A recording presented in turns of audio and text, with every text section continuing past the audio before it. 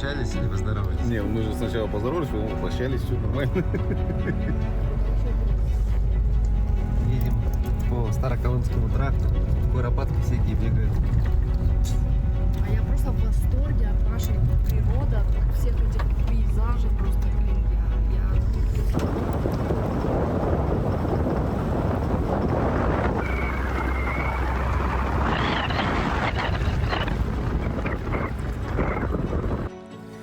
Дорогие друзья, мы приехали на полюс холода. Я приехал сюда очередной раз, уже в летнее время. Ну как тут лето, тут довольно-таки прохладно. Как видите, А я плюс вот 4.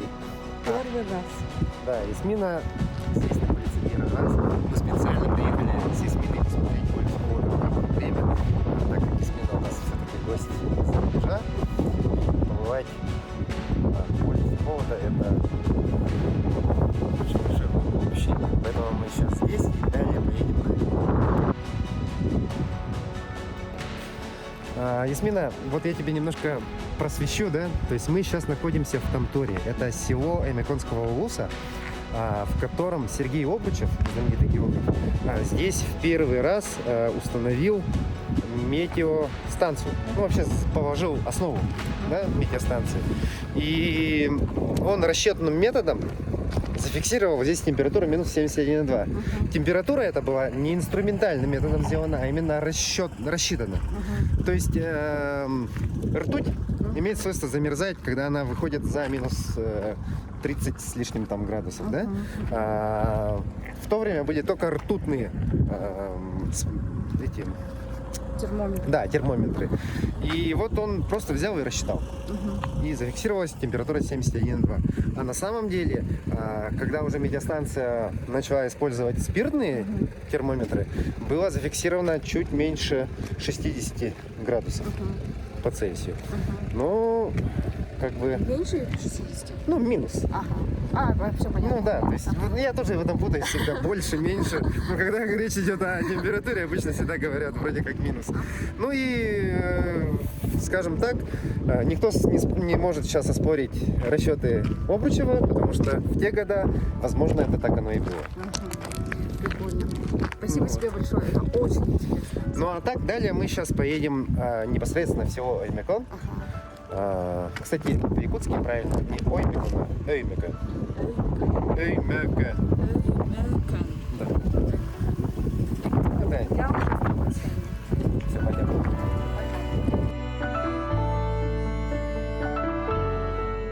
Ну что, дорогие друзья, мы наконец-то добрались до Оймякона. И вот сейчас стоим на стелле «Полюс холода». Стелла посвящена именно полюсу холода. Ясмин, ты не знаешь, вот здесь идет символ быка холода. Ты знаешь легенду? Нет, если честно, не знаю. Вот смотри, есть такая якутская легенда, вообще народов Саха, ну и всех людей, которые проживают на данной территории. Бык холода — это по легенде с наступлением морозов, там январь, ну декабрь, да, наступают холода в Якутии. Это говорит о том, что с Северного Ледовитого океана идет холодный воздух, и он символизируется быком холода. И когда начинает теплеть, начиная с февраля месяца, по легенде отламывается один рог, затем там в марте отламывается второй рог, затем отламывается голова, и все это вот начинает теплеть. С моментом потери частей тела, грубо говоря, быка холода начинается потепление. И в конце все тело быка падает в воду с ледоходом. А ледоход подразумевается именно ледоход на реке Лена. И вместе с Леной бык холода обратно уходит на Северный Ледовитый океан ждать своего сезона очередного. И вот так как мы находимся именно на полюсе холода, да, здесь вот установлена стелла, ну, и, соответственно, быка холода. И указан Оймякон минус 71,2.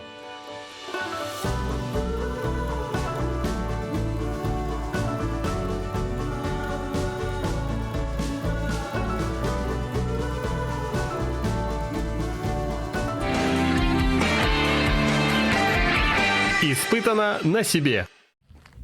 Ну что, наступило утро воскресного дня. Мы вот проснулись в гостевом домике. Вчера приняли баньку. так хорошо отоспались, свежо. Ну и утром я, в общем говоря, решил приготовить яйца, чтобы перекусить. Перед тем, как поехать. И вот иду сейчас в магазин. Зашел вот на основную центральную, скажем так, площадь, основную улицу села Тамтор. Сейчас буду пробовать искать магазин для приобретения продуктов. Просто сегодня воскресенье, не знаю, работают, не работают магазины. Ну и плюс ко всему мне необходимо приобрести носки, потому что пока жили в общине Нелтоне, там же очень высокая влажность, и у меня все носки стерлись в резиновых сапогах. Так что если вы поедете когда-нибудь коренным малочисленным народом севера, непосредственно там в общину, имейте в виду, что необходимо очень много носков, пянчи и теплые резиновые сапоги. Вот такие вот дела. Вот, мне кажется, замечательный магазин. Если он работает, то мы здесь и приобретем все, что нам нужно. Вчера здесь покупали булочки. Были очень вкусные. О, работает. Ой. Доброе утро. Мы вчера к вам заходили, покупали у вас булочки с яблоком. Яблочные вашего производства. Нам очень понравилось, и поэтому мы еще хотели. Нету, да? А нет, это летчики как раз пришли вечером забрали. Такое дело. Ну, а яйца? Есть яйца? Яйца. Ага. Есть. Яйца есть. О, вот. Вы же брали у меня еще... это летчики брали, сосиска в тесте. И мы пирожки еще брали. Нам бы еще пирожков в дорогу. Я же предлагала, с яблоками возьмите. Ну, мы вчера-то поели, мы по 2 штучки съели.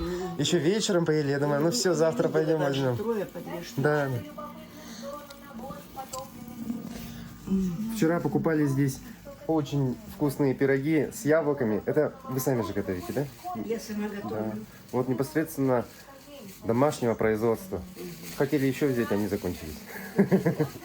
Ну, видимо, хорошо разбирают, да? С яблоками любят. Хоть они капризные, их трудоемкая работа, но я все равно делаю. Делаю то, что любят. Даже по трассе знают мои пирожки, эти пироги. А, пироги даже по трассе знают? Даже ребята-водители. Вот такие знаменитые, оказывается. Да, вы что, Производство. думали, в Тамторе? Пекарей нету хороших, нормально. Село Тамтор, дорогие друзья, знаменито также не только Сергеем Обручевым и не только тем, что здесь была зафиксирована температура минус 71,2, но и также деятельностью, жизнью и деятельностью Кривошапкина Николая Осиповича. Это купец, меценат, образователь, создатель фонда помощи бедным детям. Ну и, естественно, имени именно Кривошапкина Николая Осиповича названа школа номер 5 в городе Якутске.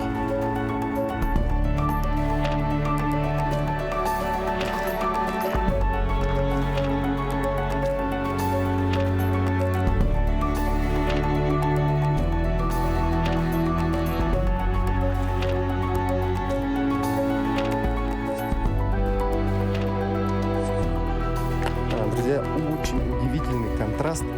Здесь ночью минус, прямо очень-очень холодно. А вот когда солнце встает, становится очень тепло. И сразу ощущается, что скоро наступит жаркое лето, жаркое якутское лето. Решила мальчикам в час дня приготовить завтрак.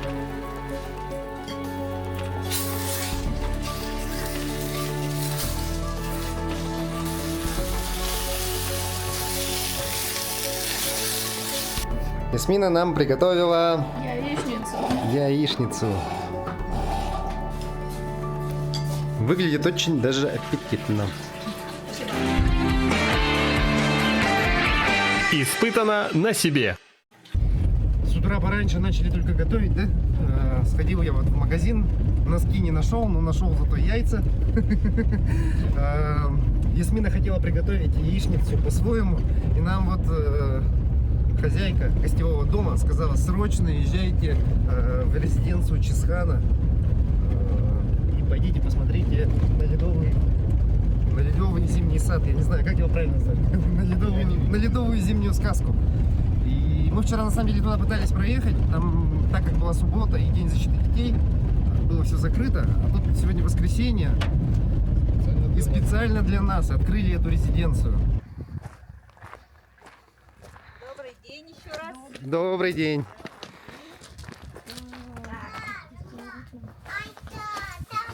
Так, эти О, выдаю. Оденьте, пожалуйста. Полностью, что все посетили. друзья, нам выдали специальную одежду.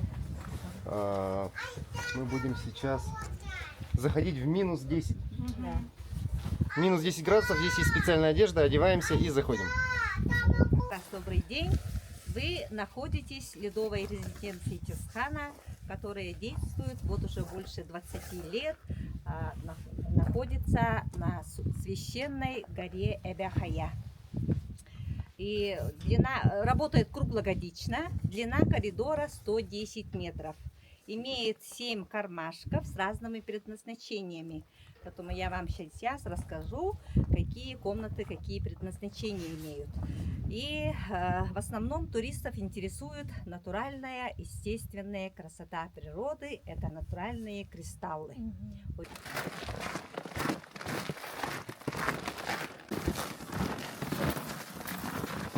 Вы видели, как кристаллы растут из самой горы, да, из самых скал, то сейчас мы видим, как они растут вот в кустиках.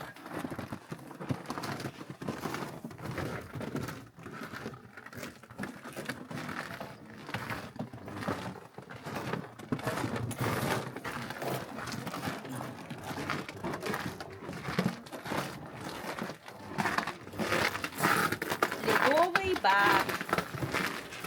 Здесь мы угощаем во время фестиваля, во время мероприятий якутскими холодными блюдами. Национального это строганина, якутское мороженое кёрчах. А рыбы, которые вы видите в этом зале, да, которые на столе, под столом, это те рыбы, которые у нас обитают в наших реках, в наших озерах обитают. Сиговые рыбы у нас обитают в озере Лабынкыр. Тоже, пожалуйста, на обратном пути снимите, хорошо? Мы пойдем дальше. Аймиконский улус становится центром международного туризма. Одним из крупных инвестиционных проектов стратегии развития Республики Саха-Якутия является туристический кластер Аймикон «Полюс холода». В Аймиконе уже побывали туристы из 70 государств. Снято более 3 десятков документальных фильмов с съемочными группами различных российских и зарубежных телеканалов. Мы полюс года, но у нас с декабря месяца начинается сезон купаний. У нас в декабре месяца начинается. Сплавы. Есть все условия для качественного развития активного отдыха. Ребята, мы сидим в самом северном кинотеатре внутри Великой горы и занимаемся видеопиратством. Здесь это разрешено, представляете? Во времена санкций можно здесь заниматься видеопиратством. Я отснял все видео я отснял. А Ясмина вот... Как тебе кинотеатр? Мне очень понравился вообще фильм. Очень меня даже немного растрогал. Доброта, эмская, якутская доброта. Природа.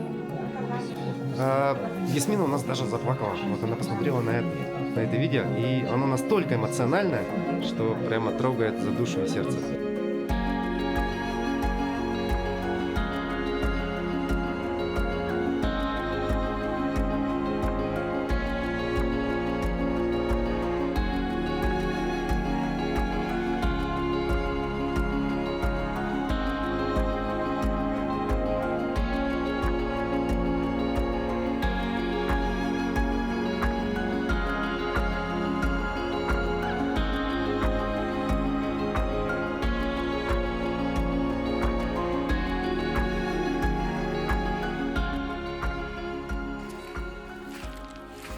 Едем по дороге по Староколымскому тракту и решили остановиться на ручье, на котором еще есть ледники. На леде, вернее. И вот мы решили здесь вниз спуститься, попить водички. Тут очень красиво. Да, цвета прям классные. Ясмина вот взяла с собой кружку, прямо говорит, хочу выпить из родника. Не могу. Все, пришлось спускаться вниз.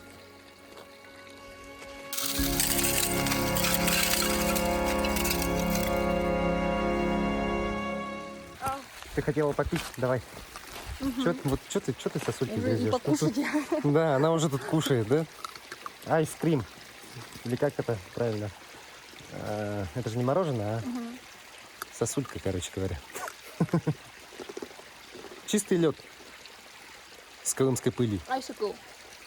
Айсикл? Айсикл сосулька будет. Угу. А как будет айсикл с колымской пылью? Умеешь ты неловкие ситуации. Ну, в общем, кушаем тут колымскую пыль во льду. Очень вкусно. Ясмина, желание исполнено, да? Один гештальт закрыт. Да, пробуем воду из Учугай-Юрях прямо под снежным мостом, ледяным мостом. Кстати, вода. Кстати, вкусная вода. Вкусная очень, да. Мгм. Прям ледниковая вода. Я вот думаю, может быть, искупаться в дорогу. Я тебя сниму. Ну что, попробую хотя бы окунуться.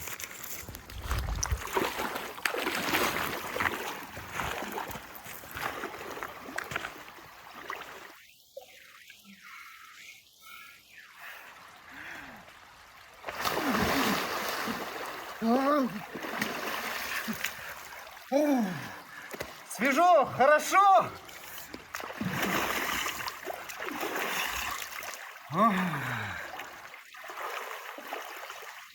Ну что? Как водичка? Вообще супер, супер. Тут вообще круто на самом деле. Вроде бы такая долгая дорога, а тут по дороге всегда есть какие-то ручьи, где можно вот просто зайти, освежиться. Пыль с себя дорожную смыть, грубо говоря. Ну все, пойдем, дальше поедем. Пойдем. Костя куда-то смотрит. Возможно, медведи. Он стоит на страже. Поехали, он там что-то увидел. Давай быстрее. Тут, возможно, медведи ходят.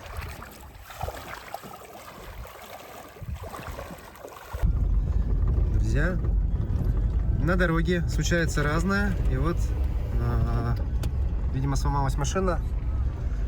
Нас просят остановиться. Добрый день. Здравствуйте.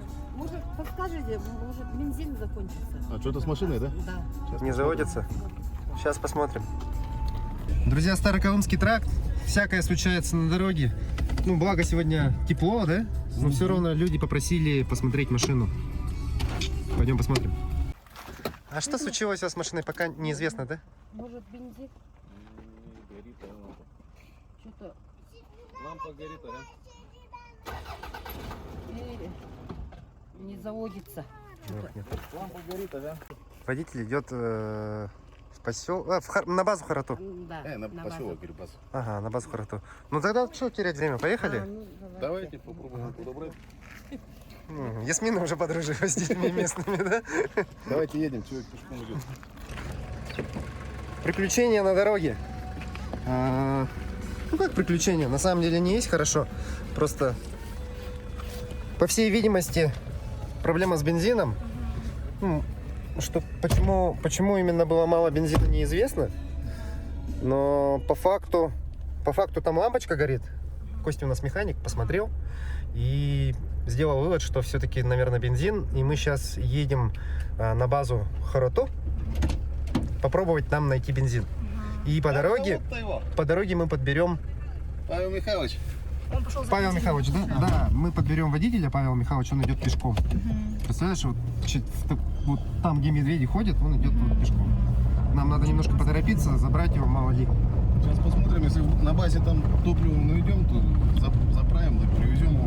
Ну, У нас так должно ходить туда-сюда. остановились на пригорке, там впереди едет грузовик, ну, тяжелая машина, да? Поэтому вот наверху остановились. Сейчас попробуем остановить его, спросить, забрал ли он Павла Михайловича, там с бензином решили ли вопрос.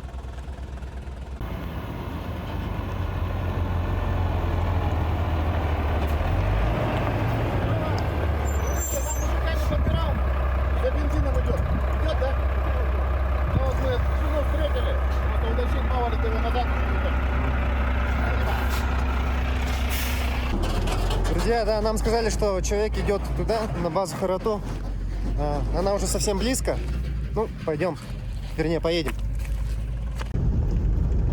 Нормально, километр, если где-то час. 4 километра он прошел за час.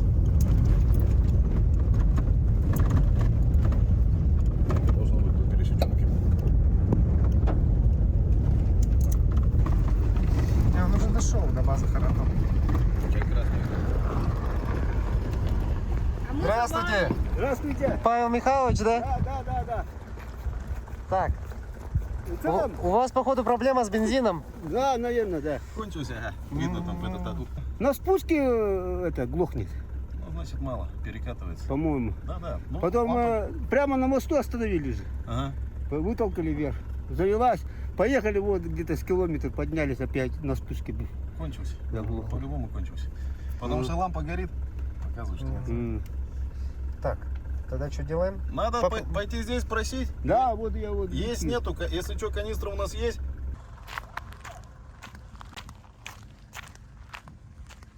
Друзья, мы на базе Харату. Сейчас встретим здесь местного егеря и спросим вообще, есть у него бензин, может ли он его выдать, или все-таки поедем на заправку с Павлом Михайловичем. Ну и, может быть, здесь нам разрешат даже порыбачить. Приветствую!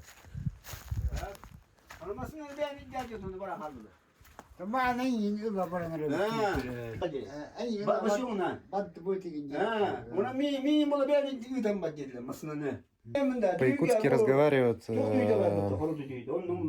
чтобы получить бензин. Возможно, он есть здесь. Ну, как раз докинем.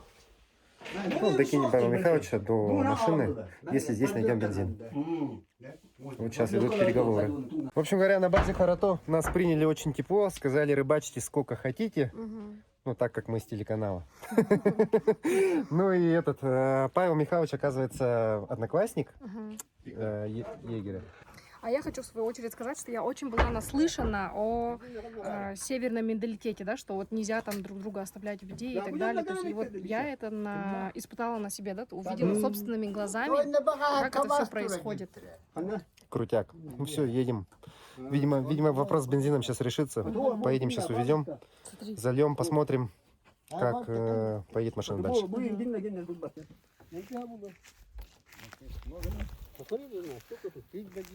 А, там полная, да, она? Да нет. Ну что, вопрос решился. Мы идем, взяли бензин и едем уже к машине. Там уже дети ждут. Друзья, ну, все по крайней мере получается.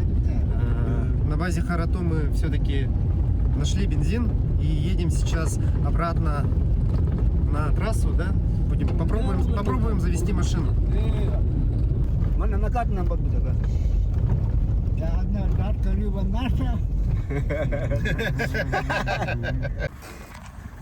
Так, вот у нас тут уложено все, тут Декстрон упал. Сейчас, подожди, тут у нас резко наступит хаос. Иди сюда. Оп, чтобы воронку достать, да? Держи. Давай, все, держу. Вот у нас такая вороночка есть. И мы сейчас будем заливать вот этот вот бензин. Да, стой ты.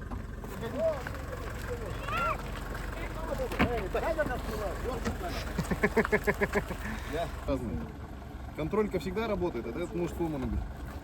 Ну вы сели в машину, в принципе, она завелась, и как бы, ну, бензин есть, лампочка не горит. Короче, оставила, да, и поехала стадо, короче. Там кто-то, два парня пропали, короче. Машину оставила, короче, поедете, говорит. Я первый раз на эту телегу сел. Нас сразу не заводи. Включишь зажигание, подержи, выключи. Ну, иди, давай, я, короче, это. Я, короче, оленю, блядь. Вы оленю воду, где?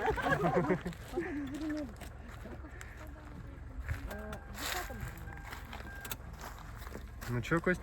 Сейчас. Закачает. А ты вот крутишь ключ, насос, да, включаешь? Да. Ну, индикатор погас, уже хорошо. Погас, да? Ага. Не закачал еще, наверное. А он после стартера срабатывает. Оказывается, у меня по-другому. Здесь так.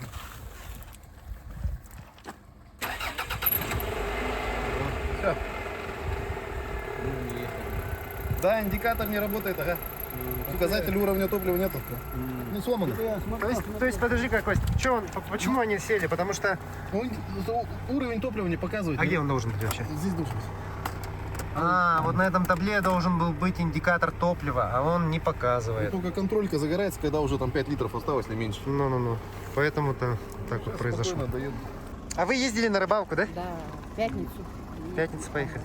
Вот на озеро, да? Да, да. И что, и как рыбалка? Ты запаришься на этим, на оладьи. Ну, ловится на оладьи, нет? На оладьи, ну сколько можно поймать? Ну, поймали. Не, ну немного-то есть, вообще есть, да, клев? Есть рыба, есть. А, Если на кукурузу, Но я же говорю, если на лед залезете, да, на лед. Ага, можно на кукурузу есть. на лед залезть. Как залезть на лед? Ну, в прошлом году снега же не было. В этом году... а ты уже познакомилась с детьми, да? Уйгуана и Саргуана. Осенью в школу пойдет она. У нас Ясмина просто преподаватель английского языка уникальной технологии, и она собирается, между прочим, в скором времени приехать и преподавать вообще в Альмеконе, и у оленеводов преподавать. Может быть, даже получится. 10-е стадо попасть. Да. О, угостили рыбкой. Такая интересная красненькая рыба. Это артистка Гаге. Вам спасибо большое. Марина Андреевна вот нас угостила пойманной рыбкой. За что огромное спасибо вам. Вам тоже Вам хорошей дороги, доехать. Счастливого пути. Вам тоже так. Спасибо. Так, ну, спасательная операция у нас, ну как спасательная, вообще операция по Помощи на дороге. Да, по помощи на дороге завершилась. Нас угостили свежепойманной рыбкой, арктическим гольцом. И вот прямо раззадорили, и поэтому мы решили все-таки попробовать порыбачить. Испытано на себе. Друзья, нам предоставили вот такой вот небольшой домик. Стоит это на самом деле очень-очень дешево. Остановиться у подножья горы с большим озером и попробовать порыбачить на арктического гольца. Прежде чем рыбачить, необходимо заправить правильно спиннинг. Для этого сперва, если спиннинг был уже заряжен, да, то есть вот эту вот леску необходимо отрезать. Хотя бы, ну вот столько примерно, метров, где-то метр. Каждый раз необходимо метр отрезать. Для чего это делается? Потому что вот эта часть, она самая рабочая и может порваться при улове, ну там, при большом улове. И будет досадно и обидно, когда поймаешь, и она порвется. Ну, во время улова рыбы. Вот примерно метр я, грубо говоря, отрезал и выкинул. И дальше протягиваю катушечку свою, ну, леску вернее. Одеваем в каждое кольцо.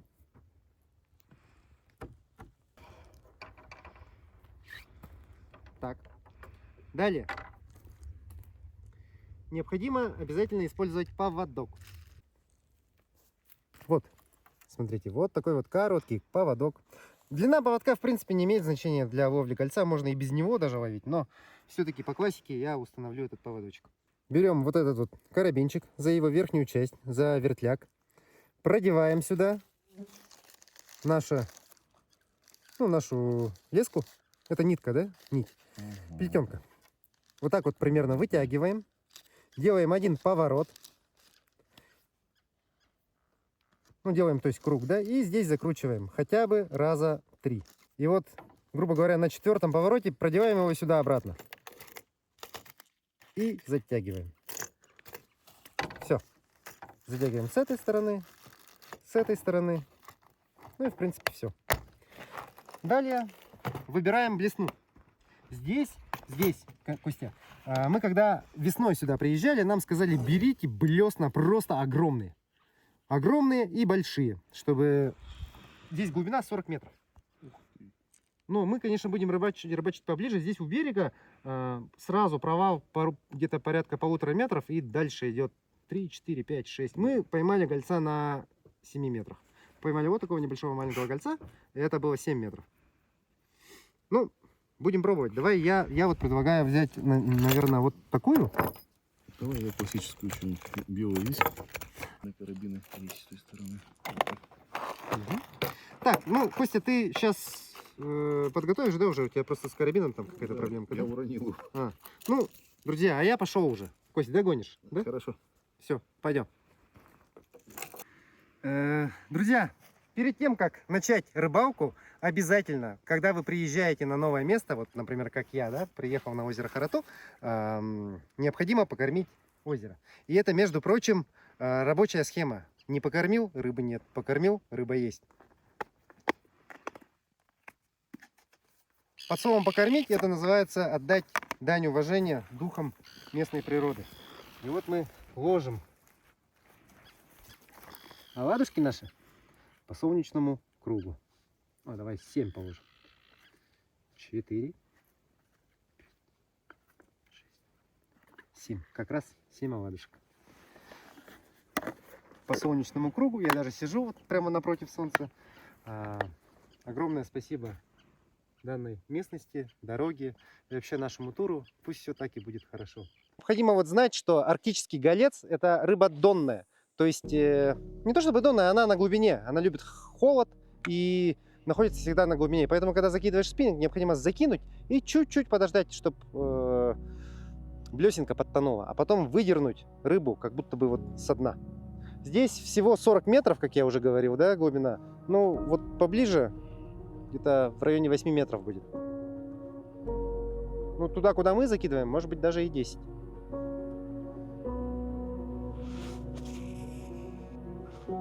Оп, ровно.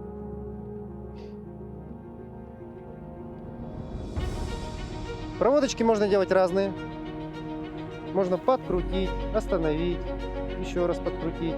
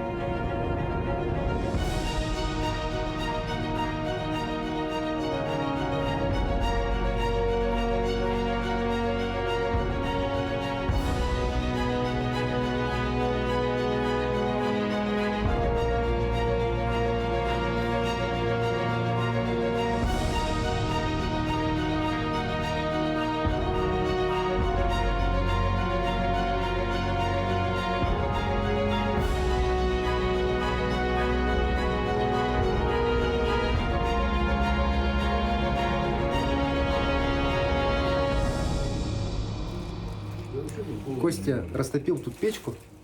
В доме стало тепло. Сейчас немножко перекусим. И пойдем готовить гольца нашего. Нам того гольца, которого, да, нам подарили. И картошку.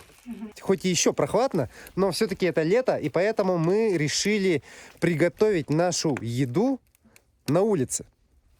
И для этого Константин, вот, например, уже разжигает мангал. А ты куда? Помимо мангала у нас разжигается казан, да? Казанок. Ну и Ясмина сейчас будет пробовать разжигать первый раз в жизни, опять же, да? Или что? Ну да, я не разжигала раньше. Но я научилась это у оленеводов разжигать. Ну да, Оля Нилов. У нас на мангале будет голец арктический, уже слегка подсоленный. Константин у нас уже быстренько, пока мы тут решали, думали, почистил рыбу и уже подсолил. Здесь мы будем готовить утку. Ну и на костре у нас будет картофель. Но в целом нас угостили уткой, уже чищенной. Утка была добыта во время сезона охоты и сохранена в чищенном виде в леднике. Вот такая вот уточка у нас. И мы ее будем готовить в казане. Ясмина, ну что там у тебя как? Костер уже разжегся? Картошку ставим? Да. Вот как раз собираюсь. Ставим на костер нашу картошку. Картошка в мундире. Отлично. Вот такой вот арктический голец. И он пойдет вот на эту решетку. Но перед тем, как пойти на решетку, мы сейчас дадим попробовать Ясмине соленого гольца. Сыро. Да, обязательно сырого. Так как он небольшой, у него кости небольшие тоже. И если ты заметишь, мясо у него красненькое. Видишь, такое красное, как у семги. Прямо бомбическое. Давай, бери, прям пробуй. Я тоже попробую. Костику чуть попозже дадим. Я уже попробовал, пока солил. Да? Почти без соли съел. Очень вкусное, нежное. Такой малосольчик. Как раз вот... Сейчас на решетке будет вообще. Вообще бомба будет. Так, вот наша уточка. Тут нас угостили 5 штучками. Администрация базы Хоротов, в которой мы ночуем, да, сегодня. Нас вот угостили уже готовыми утками. И мы, Костя, что делаем? Просто закидываем, да? Да, будем. Там уже вода кипит. Почти. Так, нагрелась. Ага. По походному не будем особых рецептов. Сейчас сварим разом. Чуть позже посолим, добавим специй и будет отлично. Слушай, а у нас кемпиндейская соль, кстати, имеется. Давай посолим кемпиндейской солью. Вот. Вот такая вот крупненькая кемпиндейская соль. Именно, ну и вообще, те, кто не знают, да, кемпиндейская соль — это из ресурсного резервата Кемпиндяи в Сунтарском Уусе. У нас есть добыча в республике соли. И вот из как раз-таки оттуда именно добытая соль. Я ее обычно с собой вожу, чтобы солить рыбу. Но в этот раз мы ее посолим утку. У нас уже картошка почти готова, утку уже закинули, а решетка еще не обожгли. Тут, в принципе, огонек есть, угли, огонек, но обожжем решетку. Для чего мы это делаем? Во-первых, в этой решетке раньше кто-то что-то готовил, и там сохранился жир, нагар. Мы сейчас все это дело сожгем. Ну, пока на костре пусть постоит немного. Потом положим туда рыбу и будем делать рыбу на мангале. Все, лук в утку. Да. Мы готовим сегодня по походному, поэтому мельчить не будем. Все крупно. Картошка в мундирах. Утка целиком. Луковица на 4 части.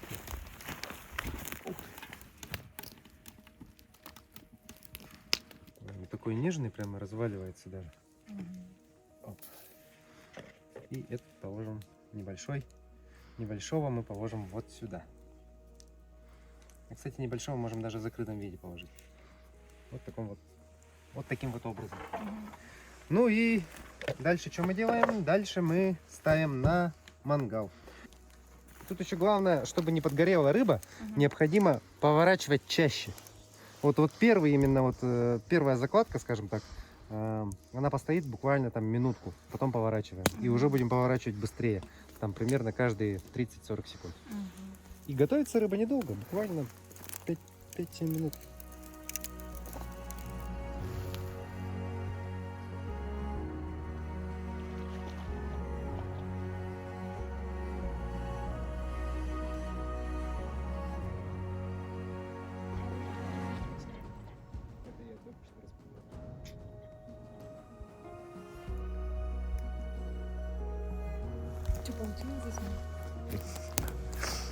Надо же, да? Табун прилетел сразу же тут. Сел возле.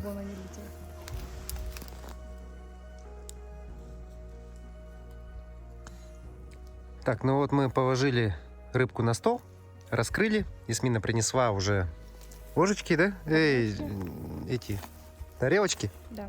Ясмина уже принесла тарелочки, и мы идем смотреть картошку, да? Да, и нам уже пора снимать картошку, кстати.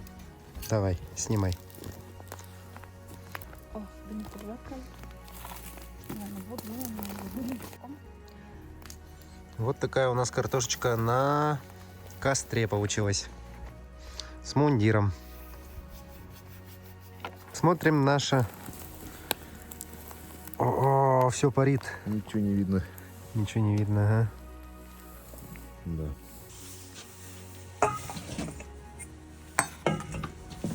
Бисмилlah, на попробуй.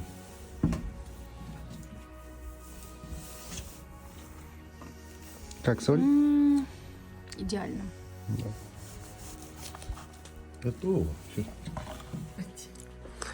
Ну что, дорогие друзья, мы сейчас кушаем арктического гольца, приготовленного на мангале, и утку, сваренную в казане. Очень Как вам вкусно. на вкус? Очень. Я считаю, что да, очень вкусно тоже. Испытано на себе.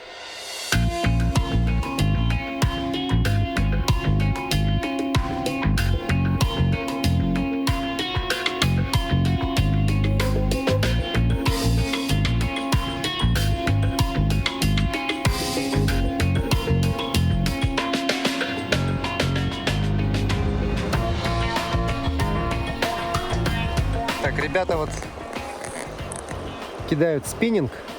Да, ребята вот сейчас занимаются именно рыбалкой. А я решил набрать пока водичку в нашу фляжку и пополню наши запасы воды. Потому что нам предстоит долгая дорога, кафешек рядом нет. Ну, хотя бы попить водички в дороге. Так, набираем водички.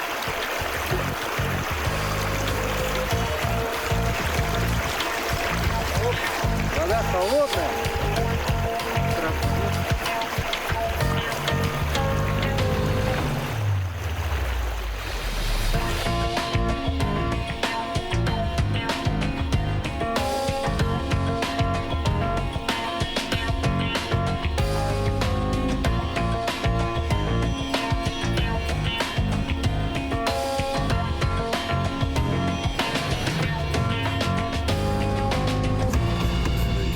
Поворот на черный прижим. Сейчас едем с Костей. Ему вот адреналина не хватает. Говорит, поехали вниз.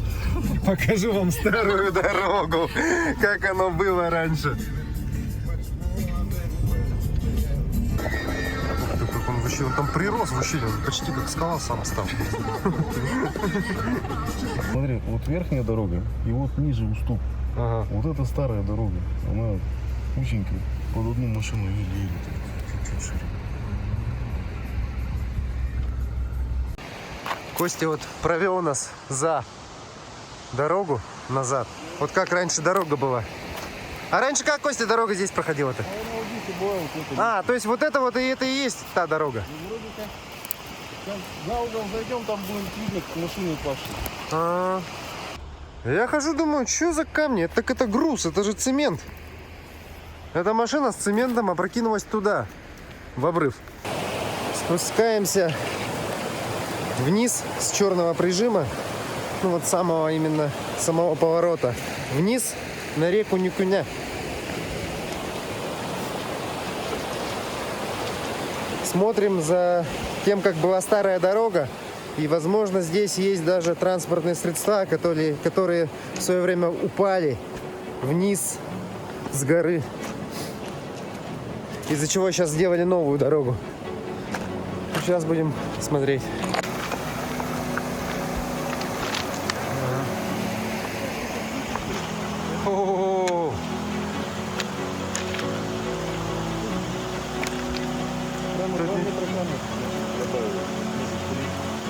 То есть прицеп здесь раньше был открытый, а его засыпало камнем, да? Ну да. А это что за машина лежит? МАЗ? МАЗ. Да. Вот такая вот история здесь. Непростой был поворот, да?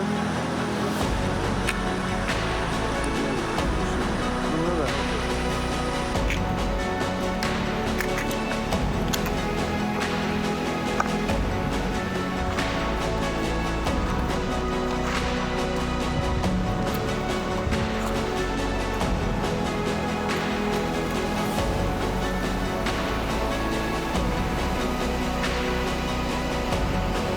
Дорогие друзья, на этом наше путешествие подошло к концу. Это было увлекательное приключение в Тампонский улус коренным малочисленным народом Севера. Мы узнали много нового, получили новые навыки. Ну а теперь идем домой. Это был проект «Испытано на себе» на телеканале Якутия 24.